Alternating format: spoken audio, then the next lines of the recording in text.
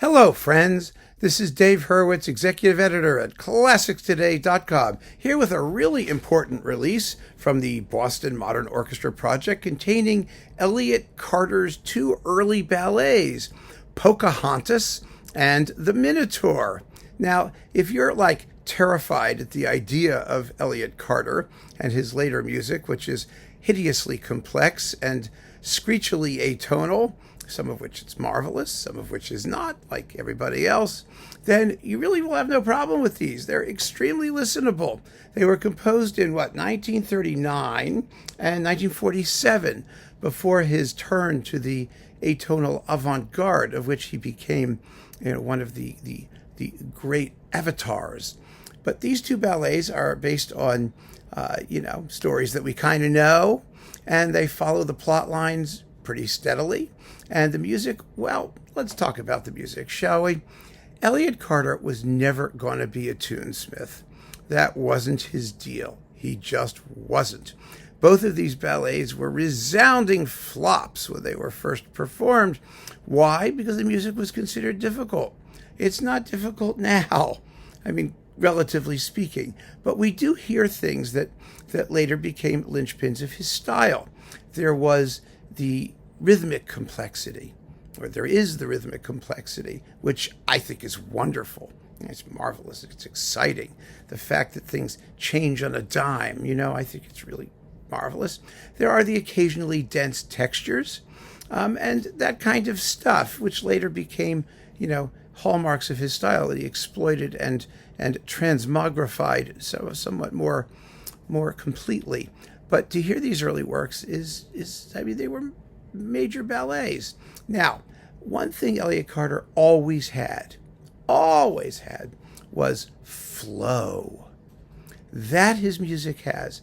It moves. It always moves. It moves forward. It moves forward because of the combination of rhythm and counterpoint, of lines bouncing off each other. For example, in Pocahontas, there is an absolutely marvelous moment, and I mean marvelous, where John Smith gets tortured and he's rescued by Pocahontas. It's incredibly exciting music. It really is. It has that vibrancy and vitality. It floats over the bar lines.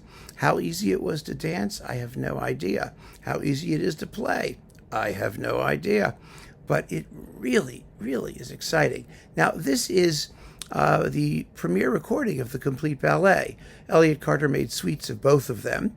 The Minotaur was recorded previously. You may remember it. Jared Schwartz did it, but and quite well, by the way.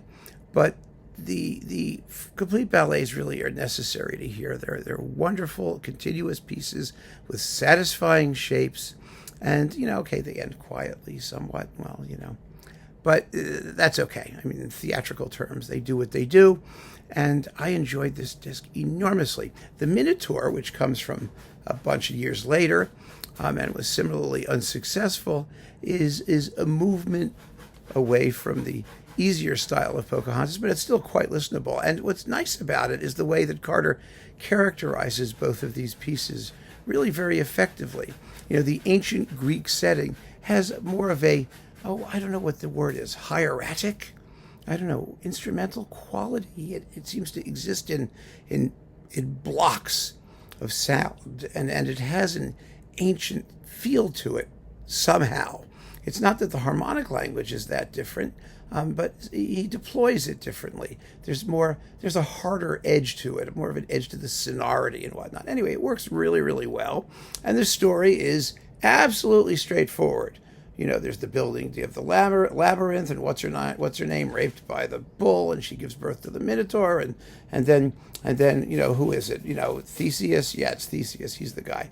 Meets Ariadne, and he goes into the labyrinth, and he defeats the Minotaur, and the Greeks all leave. And I mean, it's a perfectly straightforward story of the Minotaur, and it's told in very graphic and effectively detailed music.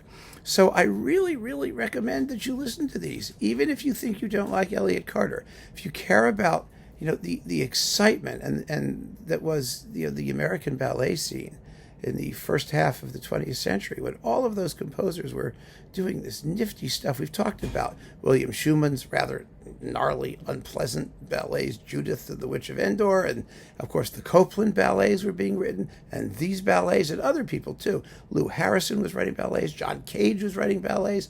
I mean, it was just a wonderful, wonderful period for the dance, for that particular part of the performing arts, which had an incredible relationship with some amazing composers, both more traditional and avant-garde, but always modern.